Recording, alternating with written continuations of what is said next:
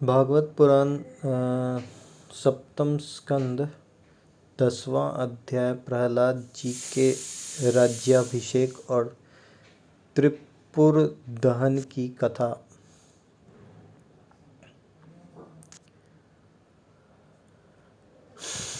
भागवत पुराण सप्तम स्कंद 10वां अध्याय प्रहलाद जी के राज्याभिषेक और त्रिपुर दहन की कथा। नारद जी कहते हैं, प्रहलाद जी ने बालक होने पर भी यही समझा कि वरदान मांगना प्रेम भक्ति का विघ्न है, इसलिए कुछ मुस्कुराते हुए वे भगवान से बोले।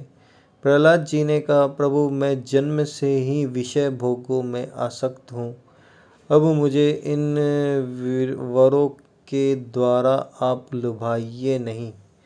मैं उन भोगों के संग से डरकर उनके द्वारा होने वाली तीव्र वेदना का अनुभव कर उनसे छूटने की अभिलाषा से ही आपकी शरण में आया हूँ। भगवान, मुझ में भक्त के लक्षण है या नहीं, यह जानने के लिए आपने अपने भक्त को वरदान मांगने की ओर प्रेरित किया है। ये विषय भोग हृदय की गांठ को और भी मजबूत करने वाले तथा बार बार जन्म मृत्यु के चक्कर में डालने वाले हैं। जगत गुरु परीक्षा के सिवा ऐसा कहने का और कोई कारण नहीं दिखता, क्योंकि आप परम दयालु हैं। अपने भक्तों को भोगों में फंसाने वाला वर कैसे दे सकते हैं? आपसे जो सेवक अपनी कामनाएं पूर्ण करना चाहता है, वह सेवक नहीं, वह तो लेन देन करने वाला निरा बनिया है। जो स्वामी से अपनी कामनाओं की पूर्ति चाहता है, वह सेवक नहीं, और जो सेवक से सेवा कराने के लिए, उसका स्वामी बनने के लिए उसकी कामनाएं पूर्ण करता है, वह स्वामी नहीं। मैं आपका निष्काम सेवक हूँ और आप मेरे निरपेक्ष स्वामी हैं। जैसे राजा और उसके सेवकों का प्रयोजनवश स्वामी सेवक का संबंध रहता है, वैसा तो मेरा और आपका संबंध है नहीं। मेरे वरदायिनी शिरोमणि स्वामी, यदि आप मुझे मुँह मांगा वर देना ही चाहते हैं, तो यह वर दीजिए कि मेरे हृदय में कभी किसी कामना का बीज अंकुरित ही ना हो। हृदय में किसी भी कामना के उदय होते ही इंद्रिय, मन, प्राण, देह, धर्म, धैर्य, बुद्धि, लज्जा, श्री, तेज, स्मृति और सत्य, ये सब के सब नष्ट हो जाते हैं। कमल नयन, जिस समय मनुष्य अपने मन में रहने वाली कामनाओं का परित्याग कर देता है, उसी समय वह भगवत स्वरूप को प्राप्त कर लेता है। भगवान, आपको नमस्कार है। आप सबके हृदय में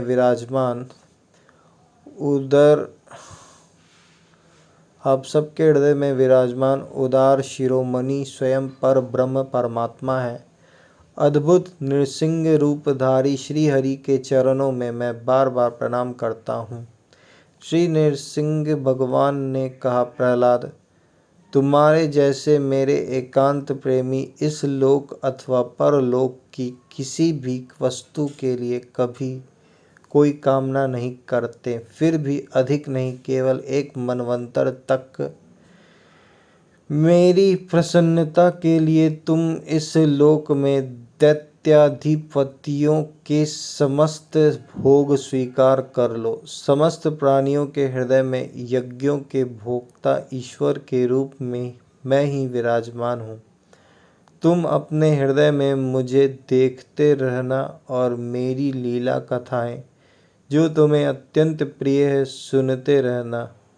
समस्त कर्मों के द्वारा मेरी ही आराधना करना और इस प्रकार अपने प्रारब्ध कर्म का क्षय कर देना। भोग के द्वारा पुण्य कर्मों के फल और निष्काम पुण्य कर्मों के द्वारा पाप का नाश करते हुए समय पर शरीर का त्याग करते समय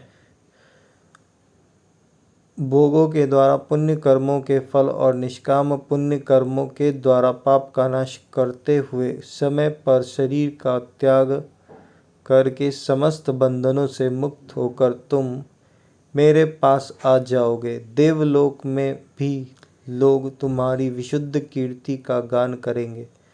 तुम्हारे द्वारा की हुई मेरी इस स्तुति का जो मनुष्य कीर्तन करेगा और साथ ही मेरा और तुम्हारा स्मरण भी करेगा, वह समय पर कर्मों के बंधन से मुक्त हो जाएगा।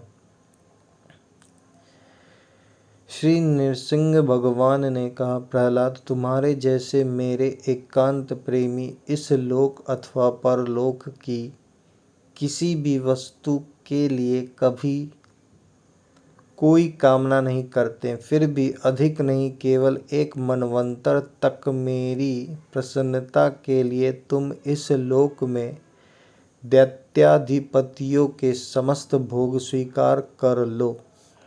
समस्त प्राणियों के हृदय में यज्ञों के भोक्ता ईश्वर के रूप में मैं ही विराजमान हूँ।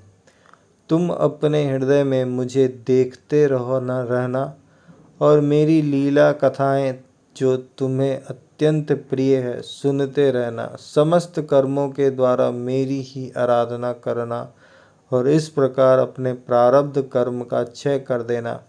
भोग के द्वारा पुण्य कर्मों के फल और निष्काम पुण्य कर्मों के द्वारा पाप का नाश करते हुए समय पर शरीर का त्याग करके समस्त बंधनों से मुक्त होकर तुम मेरे पास आ जाओगे। देवलोक में भी लोग तुम्हारी विशुद्ध कीर्ति का गान करेंगे। तुम्हारे द्वारा की हुई मेरी इस स्तुति का जो मनुष्य कीर्तन करेगा और साथ ही मेरा और तुम्हारा स्मरण भी करेगा, वह समय पर कर्मों के बंधन से मुक्त हो जाएगा। प्रहलाद जी ने कहा, महेश्वर आप वर देने वाले प्रहलाद जी ने कहा, महेश्वर आप वर देने वालों के स्वामी हैं। आपसे मैं एक वर और मांगता हूँ। मेरे पिता ने आपके ईश्वरीय तेज को और सर्वशक्तिमान चराचर गुरु स्वयं आपको न जानकर आपकी बड़ी निंदा की है। इस विष्णु ने मेरे भाई को मार डाला है। ऐसी मिथ्या दृष्टि रखने के कारण पिताजी क्रोध के वेग को सहन करने में असमर्थ हो गए थे। इसी से उन्होंने आपका भक्त होने के कारण मुझसे भी द्रोह किया। दीनबंधु, यद्यपि आपकी दृष्टि पड़ते ही वे पवित्र हो चुके, फिर भी मैं आपसे प्रार्थना करता हूँ कि उस जल्दी नाश न होने वाले दुष्तर दोष से मेरे पिता शुद्ध हो जाएं।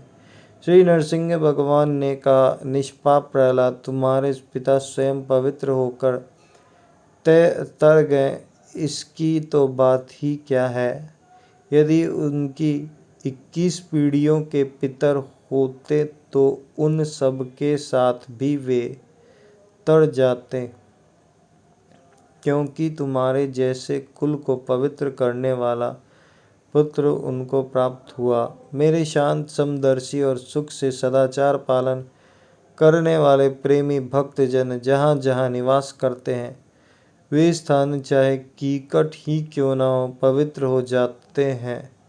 दैत्यराज, मेरे भक्ति भाव से जिनकी कामनाएं नष्ट हो गई हैं, वे सर्वत्र आत्मभाव हो जाने के कारण छोटे बड़े किसी भी प्राणी को किसी भी प्रकार से कष्ट नहीं पहुंचाते। संसार में जो लोग तुम्हारे अनुयायी होंगे, वे भी मेरे भक्त हो जाएंगे। बेटा, तुम मेरे सभी भक्तों के आदर्श हो। यद्यपि मेरे अंगों का स्पर्श होने से तुम्हारे पिता पूर्ण रूप से पवित्र हो गए हैं, तथापि तुम उनकी अंत्येष्टि क्रिया करो। तुम्हारे जैसी संतान के कारण उन्हें उत्तम लोकों की प्राप्ति होगी। वत्स, तुम अपने पिता के पद पर स्थित हो जाओ और वेदवादी मुनियों की आज्ञा के अनुसार मुझ में अपना मन लगाकर और मेरी शरण में रहकर मेरी सेवा के लिए ही अपने सारे कार्य करो। नारद जी कहते हैं, युधिष्ठिर, भगवान की आज्ञा के अनुसार प्रहलाद जी ने अपने पिता की अंत्येष्टि क्रिया की। इसके बाद श्रेष्ठ ब्राह्मणों ने उनका राज्याभिषेक किया। इसी समय देवता, ऋषि आदि के साथ ब्रह्मा जी ने नरसिंह भगवान को प्रसन्न वदन देखकर पवित्र वचनों के द्वारा उनकी स्तुति की और उनसे यह बात कही। ब्रह्मा जी ने कहा, देवताओं के आराध्य देव, आप सर्वांतर्यामी, जीवों के जीवन दाता और मेरे भी पिता हैं। यह पापी दैत्य लोगों को बहुत ही सता रहा था। यह बड़े सौभाग्य की बात है कि आपने इसे मार डाला। मैंने इसे वर दे दिया था कि मेरी सृष्टि का कोई भी प्राणी तुम्हारा वध न कर सकेगा। इससे यह मतवाला हो गया था। तपस्या, योग और बल के कारण उच्छृंखल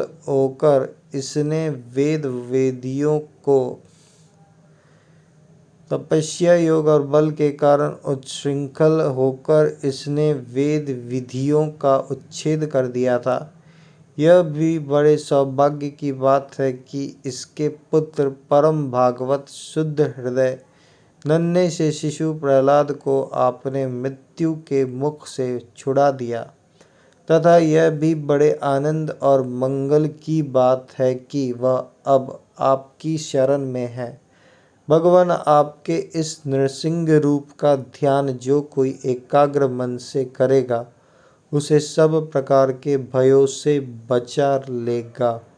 यहाँ तक कि मारने की इच्छा से आई हुई मृत्यु भी उसका कुछ न बिगाड़ सकेगी।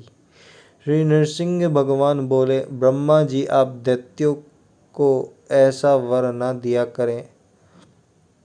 जो स्वभाव से ही क्रूर हैं, उनको दिया हुआ वर तो वैसा ही है जैसे सांपों को दूध पिलाना। नारद जी कहते हैं, युधिष्ठिर, नरसिंह भगवान इतना कहकर और ब्रह्मा जी के द्वारा की हुई पूजा को स्वीकार करके वहाँ अंतर्धान समस्त प्राणियों के लिए अदृश्य हो गए। इसके बाद प्रहलाद जी ने भगवत स्वरूप ब्रह्मा, शंकर की तथा प्रजापति और देवताओं की पूजा करके उन्हें माथा टेक कर प्रणाम किया। तब शुक्राचार्य आदि मुनियों के साथ ब्रह्मा जी ने प्रहलाद जी को समस्त दानव और दैत्यों का अधिपति बना दिया। फिर ब्रह्मादि देवताओं ने प्रहलाद का अभिनंदन किया और उन्हें शुभाशीर्वाद दिए। प्रहलाद जी ने भी यथा योग्य सबका सत्कार किया और वे लोग अपने अपने लोकों को चले गए। युधिष्ठिर, इस प्रकार भगवान के वे दोनों पार्षद जय और विजय, दिति के पुत्र, दैत्य हो गए थे। वे भगवान से वैर भाव रखते थे। उनके हृदय में रहने वाले भगवान ने उनका उद्धार करने के लिए उन्हें मार डाला। ऋषियों के शाप के कारण उनकी मुक्ति नहीं हुई। वे फिर से कुंभकर्ण और रावण के रूप में राक्षस हुए।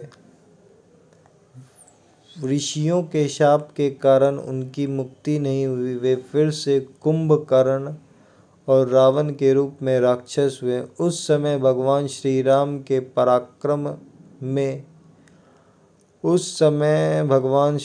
के पराक्रम से उनका अंत हुआ। युद्ध में भगवान राम के बाणों से उनका कलेजा फट गया।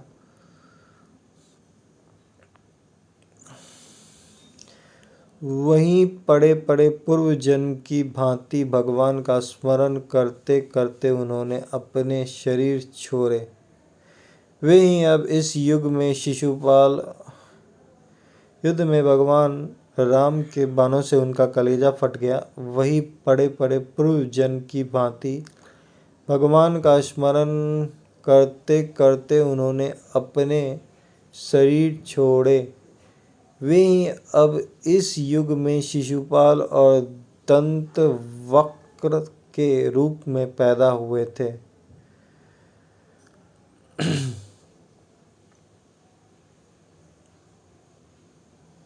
वे ही अब इस युग में शिशुपाल और दंतवक्त्र के रूप में पैदा हुए थे। भगवान के प्रति वैर भाव होने के कारण तुम्हारे सामने ही वे उनमें समा गए। युधिष्ठिर, श्री कृष्ण ने से शत्रुता रखने वाले सभी राजा अंत समय में श्री कृष्ण के स्मरण से तद्रूप होकर अपने पूर्वकृत पापों से सदा के लिए मुक्त हो गए।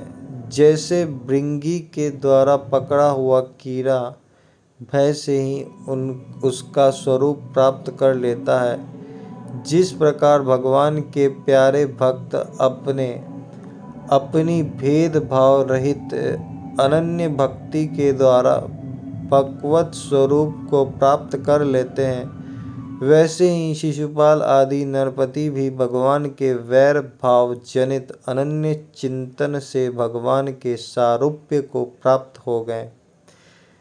युधिष्ठिर, तुमने मुझसे पूछा था कि भगवान से द्वेष करने वाले शिशुपाल आदि को उनके सारूप्य की प्राप्ति कैसे हुई।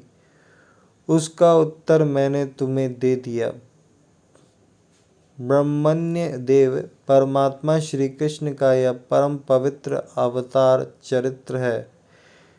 इसमें हिरण्याक्ष और हिरण्यकश्यपु इन दोनों दैत्यों का वध का वर्णन है। इस प्रसंग में भगवान के परम भक्त प्रहलाद का चरित्र भक्ति, ज्ञान, वैराग्य एवं संसार की सृष्टि, स्थिति और प्रलय के स्वामी श्री हरि के यथार्थ स्वरूप तथा उनके दिव्य गुण एवं लीलाओं का वर्णन है। इस आख्यान में देवता और दैत्यों के पदों में कालक्रम से जो महान परिवर्तन होता है उसका भी निरूपण किया गया है। जिसके द्वारा भगवान की प्राप्ति होती है उस भागवत धर्म का भी वर्णन है। अध्यात्म के संबंध में भी सभी जानने योग्य बातें इसमें है। भगवान के पराक्रम से पूर्ण इस पवित्र आख्यानों को जो कोई पुरुष श्रद्धा से कीर्तन करता और सुनता है वह कर्म बंधन से मुक्त हो जाता है। जो मनुष्य परम पुरुष परमात्मा की यह नृसिंह लीला सेनापतियों सहित हिरण्यकशिपु का वध और संत शिरोमणि प्रहलाद जी का पावन प्रभाव एकाग्र मन से पढ़ता और सुनता है, वह भगवान के अभय पद वैकुंठ को प्राप्त होता है। युधिष्ठिर, इस मनुष्य लोक में तुम लोगों के भाग्य अत्यंत प्रशंसनीय है, क्योंकि तुम्हारे घर में साक्षात पर ब्रह्म परमात्मा मनुष्य का रूप धारण करके गुप्त रूप से निवास करते हैं। इसी से सारे संसार को पवित्र कर देने वाले ऋषि मुनि बार बार उनका दर्शन करने के लिए चारों ओर से तुम्हारे पास आया करते हैं।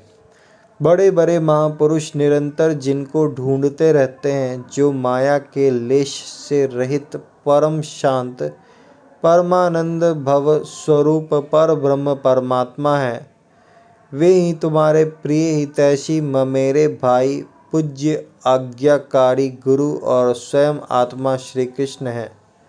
शंकर ब्रह्मा आदि भी अपनी सारी बुद्धि लगाकर वे यह हैं इस रूप में उनका वर्णन नहीं कर सके, फिर हम तो कर ही कैसे सकते हैं। हम तो मौन भक्ति और संयम के द्वारा ही उनकी पूजा करते हैं। कृपया हमारी यह पूजा स्वीकार करके भक्त वत्सल भगवान हम पर प्रसन्न हो। युधिष्ठिर, यही एकमात्र आराध्य देव हैं। प्राचीन काल में बहुत बड़े मायावी मायासुर ने जब रुद्रदेव की कमनीय कीर्ति में कलंक लगाना चाहा था, तब इन्हीं भगवान प्राचीन काल में बहुत बड़े मायावी मायासुर ने प्राचीन काल में बहुत बड़े मायावी मयासुर ने जब रुद्रदेव की कमनीय कीर्ति में कलंक लगाना चाहा था,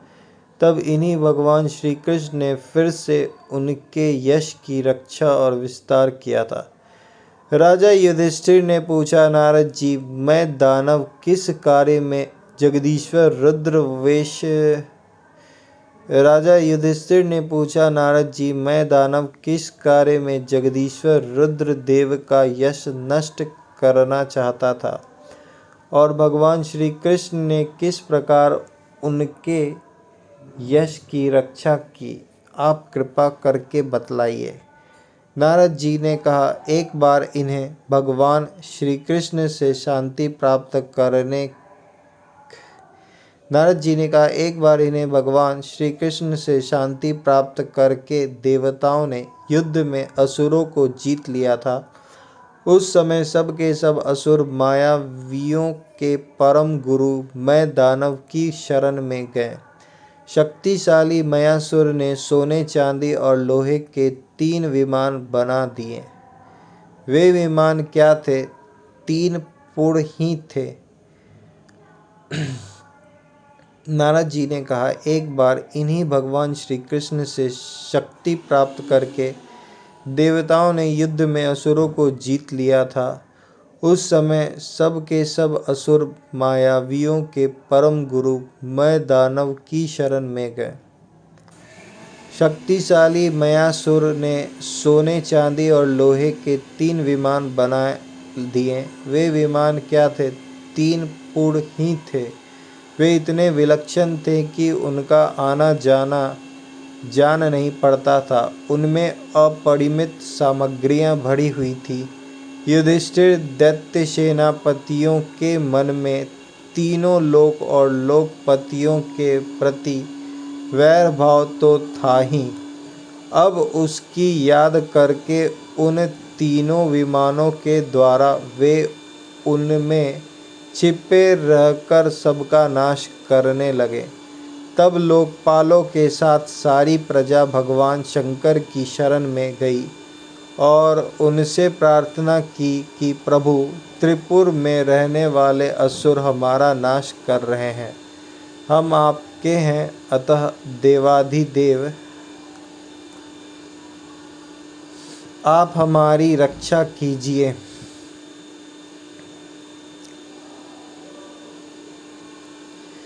उनकी प्रार्थना सुनकर भगवान शंकर ने कृपा पूर्ण शब्दों में कहा, डरो मत। फिर उन्होंने अपने धनुष पर बाण चढ़ाकर तीनों पुड़ों पर छोड़ दिया। उनके उस बाण से सूर्यमंडल से निकलने वाली किरणों के समान अन्य बहुत से बाण निकले। उनमें से मानो आग की लपटें निकल रही थी। उनके कारण उन पुरों का दिखना बंद हो गया। उनके स्पर्श से सभी विमान निवासी निष्प्राण होकर गिर पड़े। महामायावी मैं बहुत से उपाय जानता था। वह उन दैत्यों को उठा लाया और अपने बनाए हुए अमृत के कुएं में डाल दिया। उस सिद्ध अमृत रस का स्पर्श होते ही असुरों का शरीर अत्यंत तेजस्वी और वज्र के समान सुदृढ़ हो गया। वे बादलों को विदीर्ण करने वाली बिजली की आग की तरह उठ खड़े हुए। इन्हीं भगवान श्री कृष्ण ने जब देखा कि महादेव जी तो अपना संकल्प पूरा न होने के कारण उदास हो गए हैं, तब उन असुरों पर विजय प्राप्ति करने के लिए इन्होंने एक युक्ति की। यदि भगवान विष्णु उस समय गौ बन गए यही भगवान विष्णु उस समय गौ बन गए और ब्रह्मा जी बछड़ा बने, दोनों ही मध्याह्न के समय उन तीनों पुड़ों में गए और उस सिद्ध रस के कुएं का सारा अमृत पी गए। यद्यपि उसके रक्षक दैत्य इन दोनों को देख रहे थे, फिर भी भगवान की माया से वे इतने मोहित हो गए कि इन्हें रोक ना सके। जब उपाय जानने वालों में श्रेष्ठ मयासुर को यह बात मालूम हुई, तब भगवान की इस लीला का स्मरण करके उसे कोई शोक न हुआ। शोक करने वाले अमृत रक्षकों से उसने कहा, भाई, देवता, असुर, मनुष्य अथवा और कोई भी प्राणी अपने, पराये अथवा दोनों के लिए जो प्रारब्ध का विधान है उसे मिटा नहीं सकता। जो होना था हो गया, शोक करके क्या करना है। इसके बाद भगवान श्री कृष्ण ने अपनी शक्तियों के द्वारा भगवान शंकर के युद्ध की सामग्री तैयार की। उन्होंने धर्म से रथ, ज्ञान से सारथी, वैराग्य से ध्वजा, ऐश्वर्य से घोड़े, तपस्या से धनुष, विद्या से कवच, क्रिया से बाण और अपनी अन्यान्य शक्तियों से अन्यान्य वस्तुओं का निर्माण किया। इन सामग्रियों से सज धज कर भगवान शंकर रथ पर सवार हुए एवं धनुष बाण धारण किया। भगवान शंकर ने अभिजीत मुहूर्त में धनुष पर बाण चढ़ाया और उन तीनों दुर्भेद्य विमानों को भस्म कर दिया।